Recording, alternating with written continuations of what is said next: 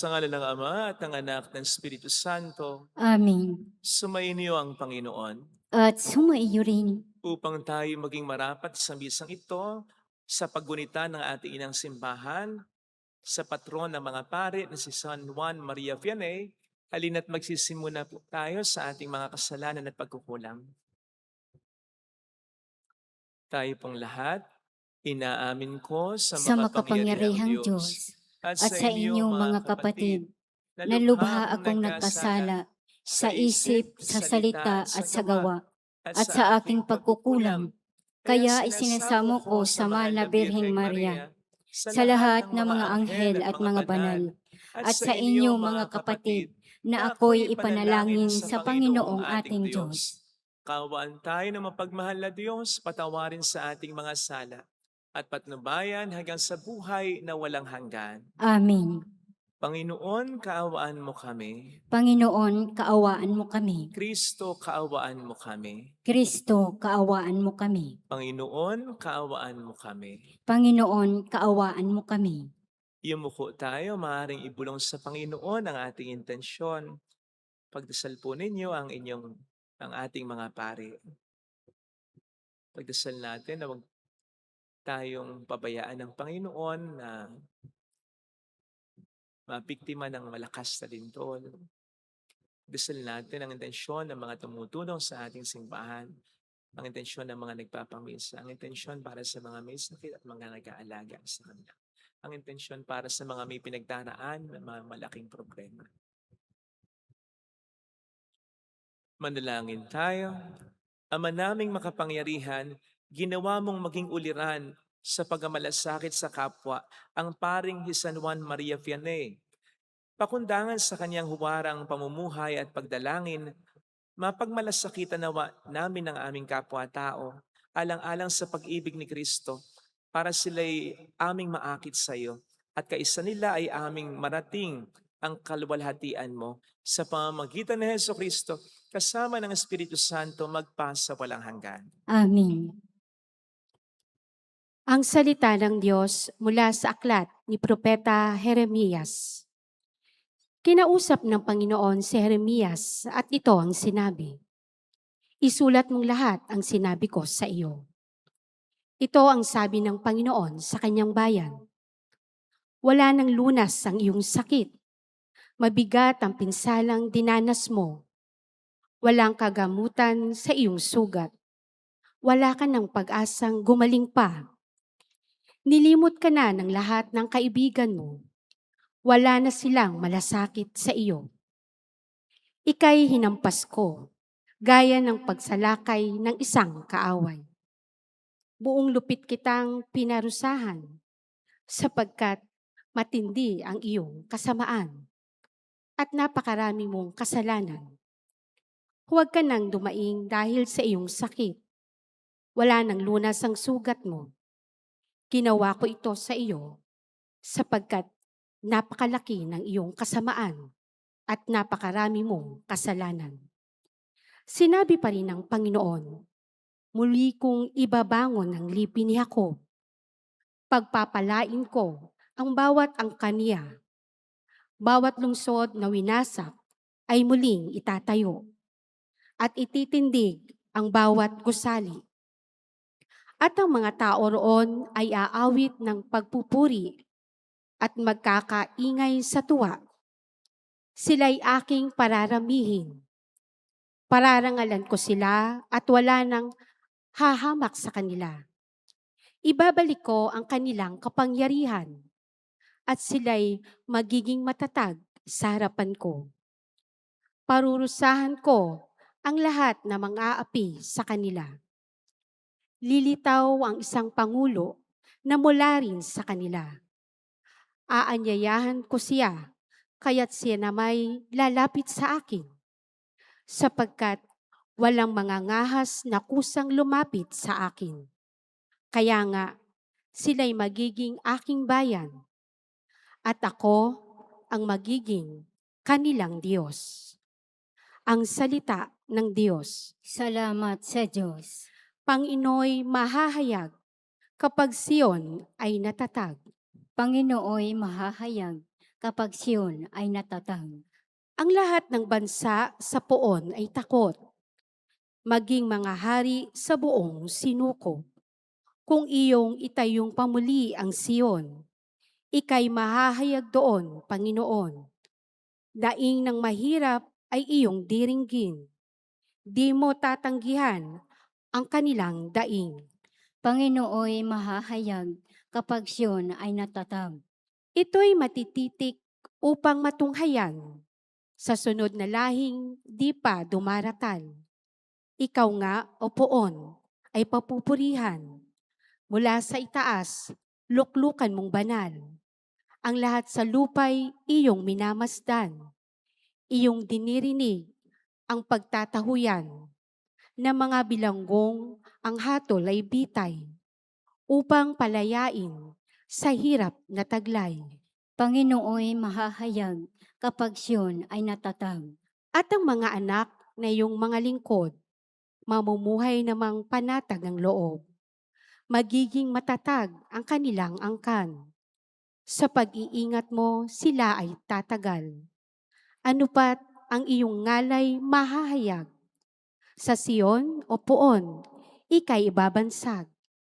Pag ang mga bansa ay nagsasama-sama sa banal na lungsod upang magsisamba. Panginooy mahahayag kapag Siyon ay natatag.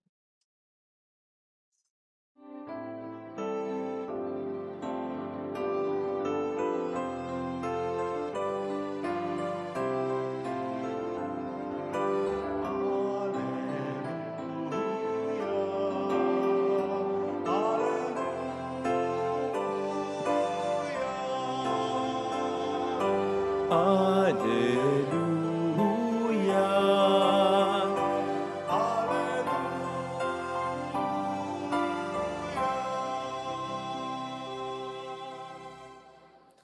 Sumainyo ang Panginoon. At sumaiyo rin. Ang mabuting balita ng Panginoon ayon kay San Mateo. Papuri sa iyo, Panginoon. Matapos mabusog ang mga tao, agad pinasakay ni Jesus sa bangka ang kaniyang mga alagad at pinauna sa kabilang ibayo samantalang pinauuwi niya ang mga tao. Pagkaalis ng mga ito, umahon siya sa burol upang manalangin. Nag-iisa siyang inabot doon ng gabi, samantala nasa laot na noon ang bangka at sinasalpok ng mga alon sapagkat pasulong sa hangin. At nang madaling araw na sumunod sa kanila si Jesus na naglalakad sa ibabaw ng tubig. Kinilabutan sa takot ang mga alagad nang makita nilang may lumalakad sa ibabaw ng tubig. Multo! Sigaw nila. Ngunit agad siyang nagsalita at sinabi sa kanila, huwag kayong matakot, si Jesus ito. At nagsalita si Pedro, Panginoon, kung talagang kayo yan, paparyanin niyo nga ako sa ibabaw ng tubig. Sumagot siya, alika. Kaya't lumunsad si Pedro sa bangka at lumakad sa ibabaw ng tubig. Palapit kay Jesus, ngunit nang mapansin niya ang hangin, siya'y natakot at nagsimulang lumubog. Sagipin niyo po ako, Panginoon! Sigaw niya. Agad siyang inabot ni Jesus. Napakaliit ng iyong pananalig. Sabi niya kay Pedro, bakit ka nag-alinlangan? Pagkasakay nila sa bangka, tumigil ang hangin at sinamba siya ng mga nasa bangka. Tunay na kayo ang anak ng Diyos, sabi nila. Tumawid sila ng lawa at dumaong sa Genesaret. Nakilala si Jesus ng mga taga roon. Agad nilang ipinamalita sa buong palibot ng lupaing iyon ang pagdating ni Jesus. Kaya't dinala nila sa kanya ang lahat ng may sakit. Hiniling nila sa kanya na ipahipo man lamang sa mga may sakit kahit ang laylayan ng kanyang kasuotan. At lahat ng makahipo nito ay gumagaling. Mga kapatid, ang mabuting balita ng Panginoon. Pinupuri ka namin, Panginoong Hesukristo.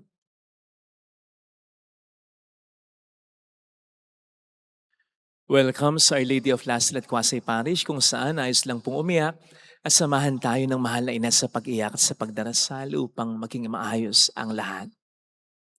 Madalas kapag pinagninilayan po natin or at least nababasa, naririnig lamang natin yung ebanghelyong binasa sa atin. Di po ba ang isa sa mga na-highlight agad sa ating gunita ay yung paglubog ni Pedro.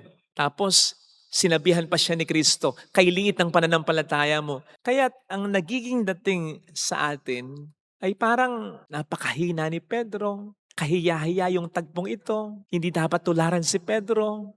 Matinding kapalpakan ito. Nakakalimutan natin yung detalye na sa lahat ng mga alagad, siya yung naglakas ng loob na umalis ng bangka. Hindi naman po swimming pool yung tinuntungan niya eh. Karagatan, lawa.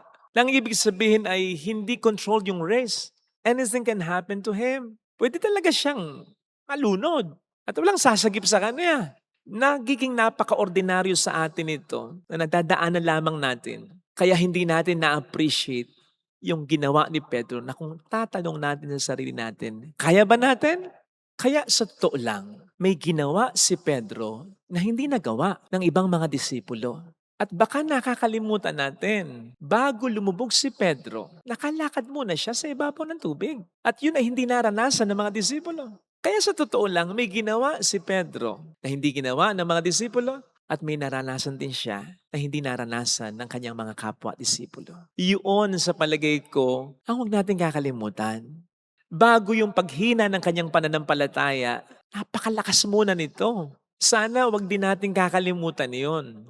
At higit pa nga, sa paghina ng kanyang pananampalataya at kanyang paglubog, mas dapat nating itangkilik alalahanin yon. Yung tibay ng pananampalataya niya nung una at yung pagkalakad niya sa ibabaw ng tubig. Ang hirap sa atin kapag nakagawa ng kapalpakan, natalo sa paligsahan, nagkaroon ng kakulangan ng isang tao na sa matagal na panahon ay nagsisikap naman, effective naman, nananalo naman, nakatutulong naman. Ang bilis nating makalimutan yung mahabang panahon at maraming pagkakataon na effective siya, na magaling siya, na nakatutulong siya dahil lamang sa isang kapalpakan, pagkakasala o kakulangan niya. Huwag ganun. Kasi wala namang perpektong tao eh. Darating at darating ang panahon na may maipipintas tayo sa isang tao. Gaano man ka-effective, gaano man ka matulungin, gaano man kabait ito. Magfo-focus na lamang ba tayo sa naging pagkakamali niya at sasayangin na natin yung mga maganda at mabubuti niyang pinakita? Huwag sana.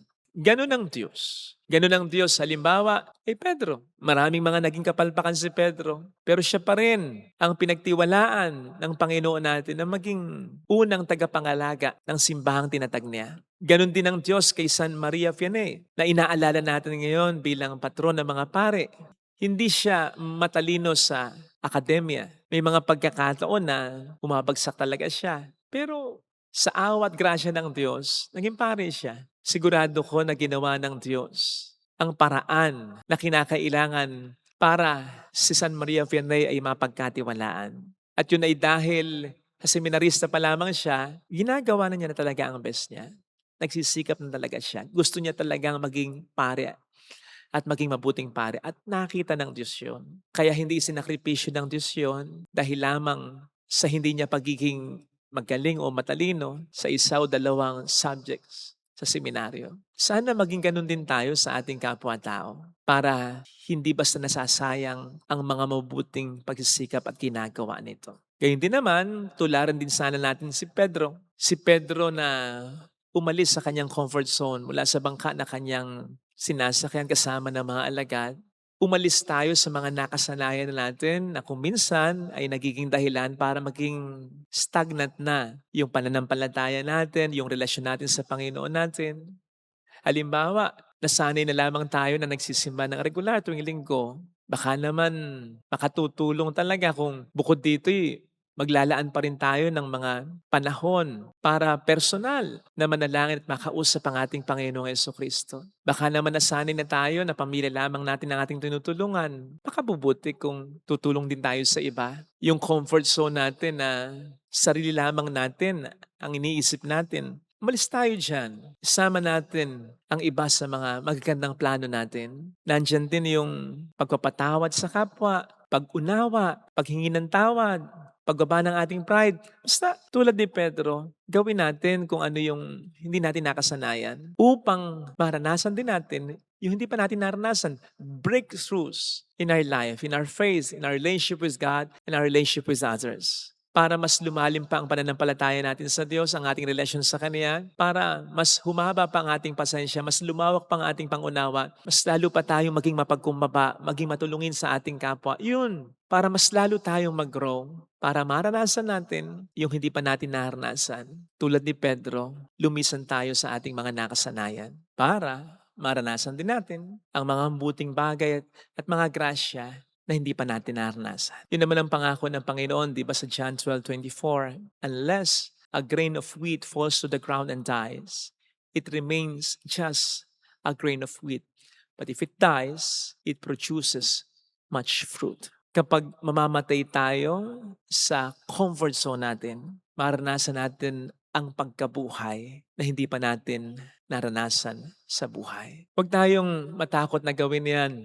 Katulad ng ginawa ni San Juan Maria Vianney, nagpapakumpisal mula 12 oras hanggang 16 hours. Konti na lang talaga ang tinutulog niya. And aside from that, may mga pagsasakripisyo pa siyang ginagawa, fasting. At yun ay upang matulungan niya yung parokya niya na matagal nang nasadlak sa kasalanan, sa bisyo. Yun ang ginawa niya. Pwede namang hindi. Pwede namang hindi na siya magpakumpisal. Pwede namang hindi na siya mag-fast. Pwede namang hindi siya regular na magdasal. Pwede namang isipin lang yung sarili niya. Haya-haya na lang ang buhay. Pero tulad ni Pedro, lumisan siya sa kanyang comfort zone. Ibinigay ang best niya. And that introduced remarkable breakthroughs not just in his life but in others' lives as well.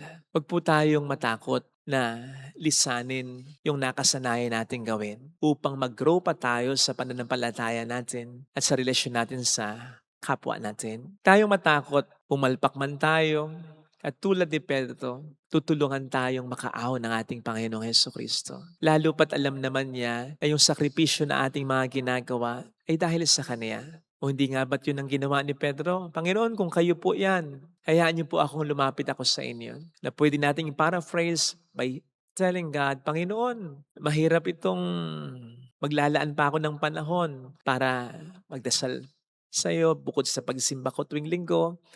Mahirap itong tutulong ako sa iba bukod sa pamilya ko. Mahirap itong pasensya ko, umunawa ako. Pakiramdam ko sagad na yung pasensya ko para sa taong ito. Panginoon, mahirap na patawarin ko to. Panginoon, mahirap na magpatawad ako. Pero kung ikaw yan, ikaw yung nagsasabi sa akin na lisanin ko yung comfort zone ko, sige Panginoon, susunod ako. At makakaasa po tayo ng mga magagandang breakthroughs sa ating buhay. Because sometimes sabi nga, the best place to be is not necessarily the safest place for us, but wherever God is calling us. Ang pinakamagandang lugar sa buhay ay hindi kung saan tayo safe. Ang pinakamagandang lugar sa buhay, lalong-lalo na sa pagiging isang Kristiyano, ay kung saan tayo nililid at pinapupunta ng ating Panginoong Hesukristo. Dahil kung saan niya tayo nililid at pinapupunta, nandoon siya. Ito sana ang hiling nating biyaya sa ating banal na misa. Lagay natin ang ating kanang kamay sa tapat ng ating puso.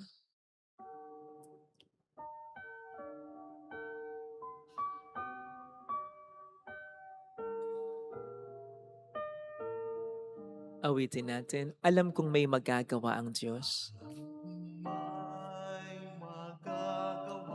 Makapangyarihan siya.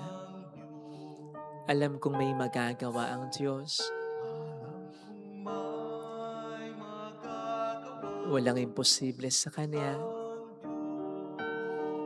Kung ako'y magtatapat, sa Kanya'y maglilingkod, alam kong may magagawa ang Diyos.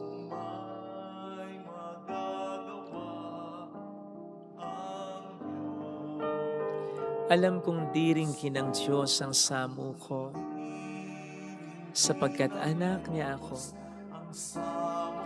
Alam kong di rin kinang Diyos ang samo ko,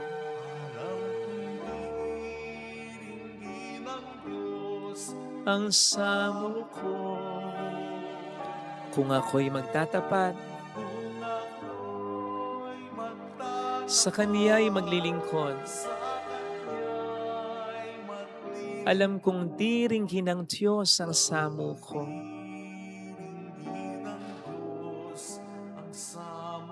Pumikit tayo, Panginoon, narito ako para gawin ang kalooban mo. Kung ano ang gusto mong ipagawa sa akin, kung ano ang gusto mong ipasabi sa akin, kung ano ang gusto mong paiwan sa akin, patalikdan sa akin. Tulungan mo po ako, Panginoon, na gawin ito kahit na hindi naaayon sa gusto ko. Dahil pagod na rin naman ako na ako ang siyang nasusunod sa buhay ko. Ang dami ko nang nagiging problema, ang dami kong nagiging pagkakasala, nakakaramdam ako ng matinding kalungkutan, matinding kakulangan. Ikaw na ang magpatakbo ng buhay ko. Hallelujah! Hallelujah! Siya ay muling babalik sa atin. Hindi niya tayo iiwan. Hindi niya tayo pababayaan. Basta tayo sumunod lang. Hallelujah! Purihin ang Diyos. Hallelujah! Sa takdang panahon, babalik ang Panginoon upang tayo ay kunin. Tapat siya sa kaniyang mga pangako sa atin. Sabihin mo sa sarili mo, mayroong magandang mangyayari sa iyo. Huwag mong katigasan kung ano yung gusto mo. Lalo na't alam mong may pinapagawa sa iyo ang Diyos. Kung lalapit ka kay Jesus, hindi ka uunlad, nang hindi ka nagtataya, nang hindi ka sumasampalataya. Tamang masasaktan ka, tamang magkakamali din, tamang magkukulang din, pero tutulungan tayo ng Panginoon natin na kahit yung magiging kapalpakan, kasalanan, pagkukulang natin ay makatutulong pa rin sa atin. Papuri sa Ama at sa Anak sa Espiritu Santo, kapara ng sa unang-una ngayon magpakailanman at magpasawalang hanggan. Amen. Pag-aalay.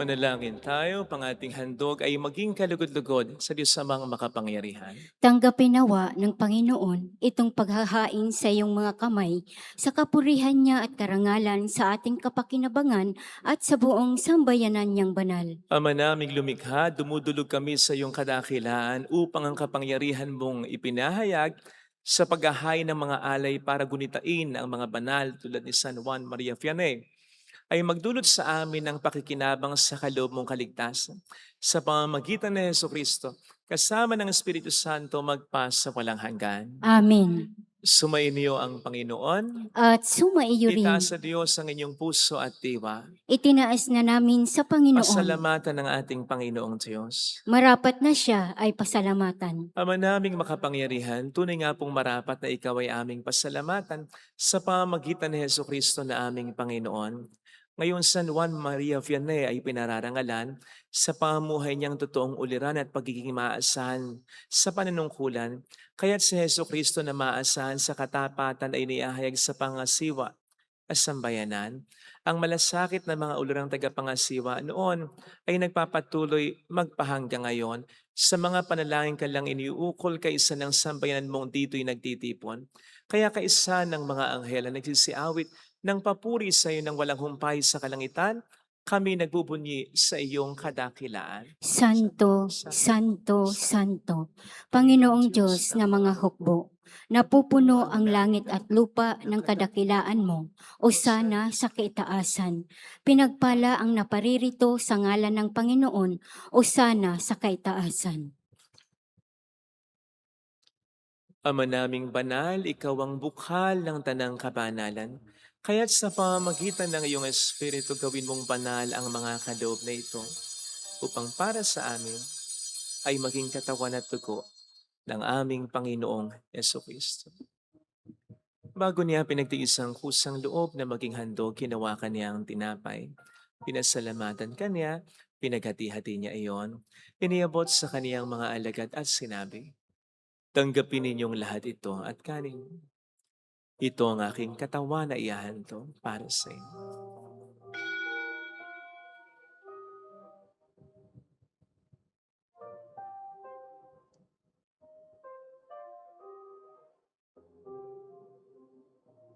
Gayun din naman nang matapos ng hapunan, hinawakan niya ang kalis, muli kaniyang pinasalamatan. Iniabot niya ang kalis sa kaniyang mga alagad at sinabi, "Tanggapin ninyong lahat ito at inumin. Ito ang kalis ng aking dugo, ng bago't walang hanggang tipan. Ang aking dugo na ibubuhos para sa inyo at para sa lahat sa ikapagpapatawad ng mga kasalanan. Gawin niyo ito sa pag-alala sa akin."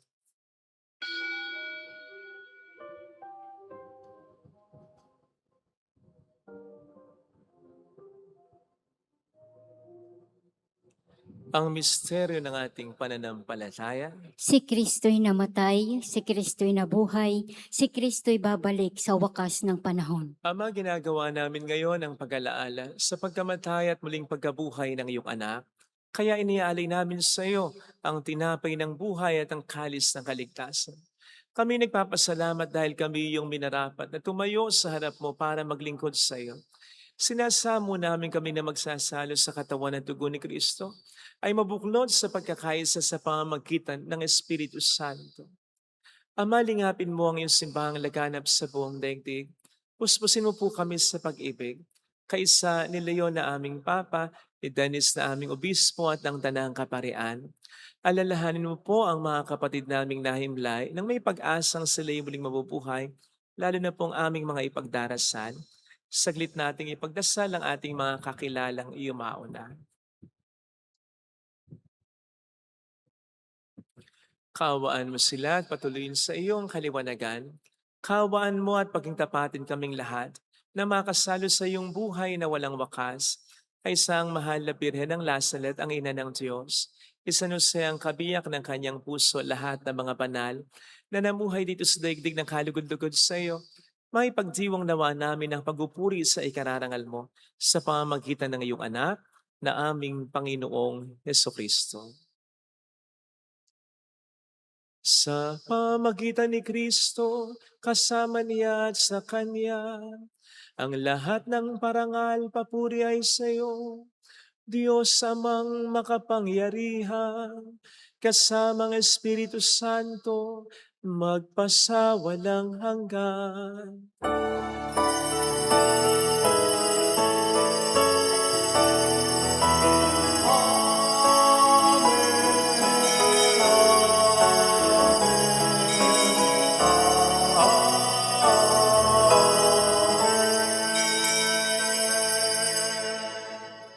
Tumawag tayo sa Ama.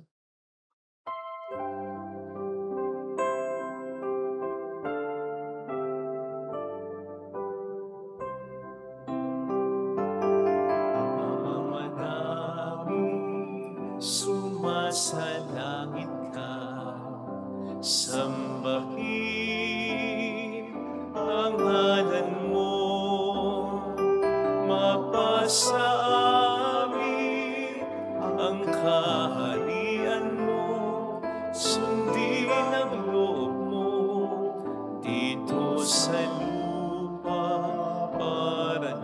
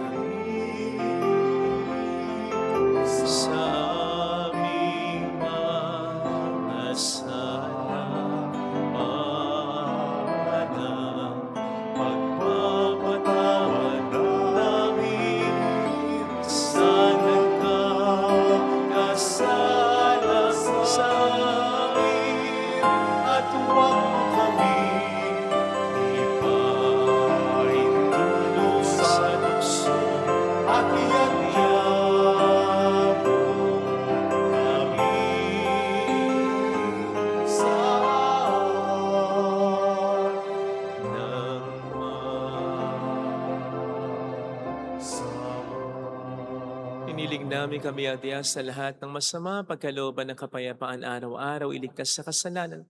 Samantalang aming pinaghahandaan ang dakilang araw ng pagpapahayag ng tagapagligtas namin sa Heso Kristo.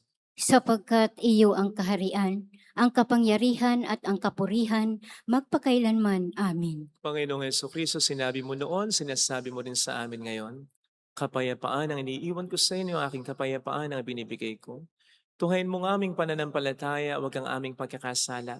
Pagkalooban mo kami ng kapayapaan at pagkakaisayan sa iyong kalooban, kasama ang Espiritu Santo magpasa walang hanggan. Amin. Ang kapayapaan ng Panginoon ay sumainyo nawang lahat. At sumaiyo rin. Magbigayan tayo ng kapayapaan sa isa't isa. Kapayapaan po. Peace be with you. Peace be. Kordero ng Diyos na Na nag-aalis nag-aalis ng sa mga mga kasalanan ng kasalanan sanlibutan, maawa ka sa amin.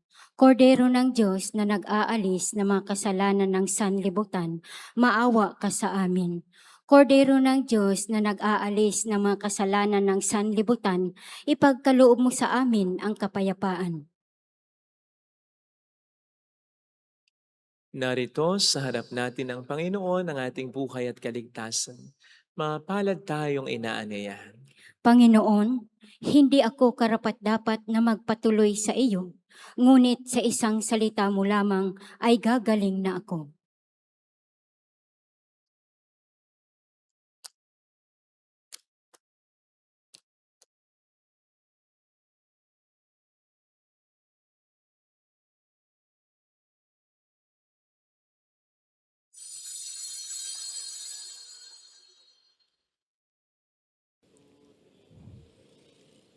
Panalangin para sa espiritual na pakikinabang.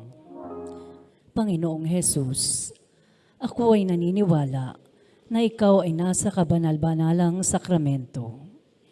Iniibig kita ng higit sa lahat at ninanasa kong tanggapin ka sa aking kaluluwa.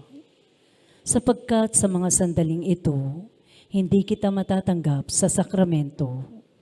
Tumuloy ka sa espiritu sa aking puso. Niyayakap kita na parabang naririto ka na. Inaalay ko ng buong buo ang aking sarili sa iyo. Huwag mong hayaang mawalay ako sa iyo. Amen.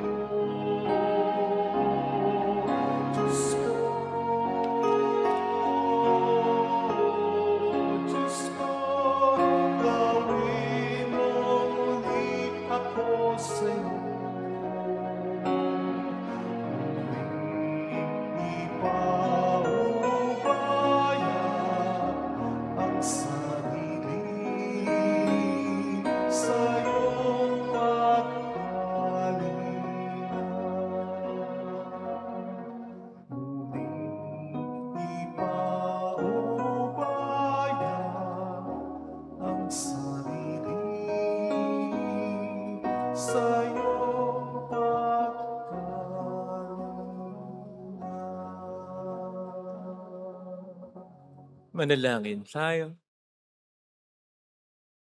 Ama naming mapagmahal, gawin mong kaming nagsipakinabang ay lubos na makasunod kay San Juan Maria Vianney sa pagkauliran, sa katapatan sa iyo at pagmamalasakit sa kapwa-tao.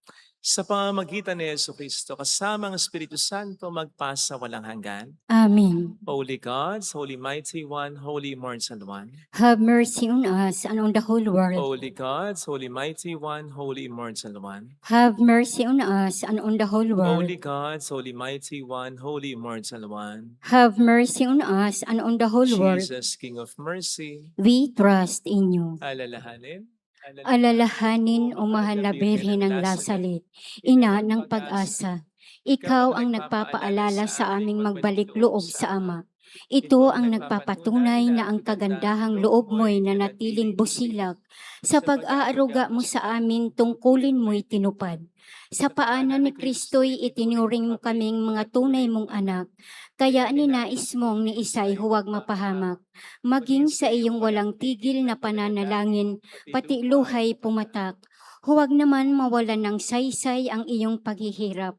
Hiling nawa namin sa iyo o aming inang liyag, na matapos ang pakikibaka namin sa mundong ito at sa pananatili naming tapat kay Kristo, sa kapurihan mo'y makibahagi kaming ganap, kung nasaan ka ngayon ay maparoon din kaming lahat, at ang kaganapan ng kaluwalhatian ng Diyos Amay tuluyang matupad siya nawa. Mahal na Birhen ng Lasalet, kapagkasundo ng mga makasalanan. Ipanalangin mong walang patid kaming mga dumudulog sa iyo. Maraming po salamat sa inyong pakikisa at sa mga tulong na binibigay ninyo na nagiging dahilan para marami din po tayong matulungan. Salamat po sa inyong tiwala. Salamat po sa inyong pagkamahal sa simbahan. Thank you.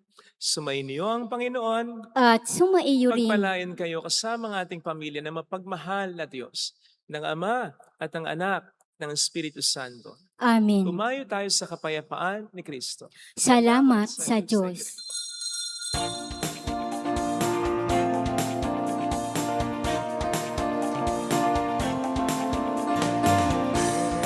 Mary, Mother of the Lord, here's a prayer we sing to you. Let your tears sip in our minds and hearts as once they fell at La Salle. Tell your people how to live again. Tell your people how to sing again. Tell your people how to dance again. Tell your people how to pray again. Mary, Mother of the Lord, here's a prayer we sing to you.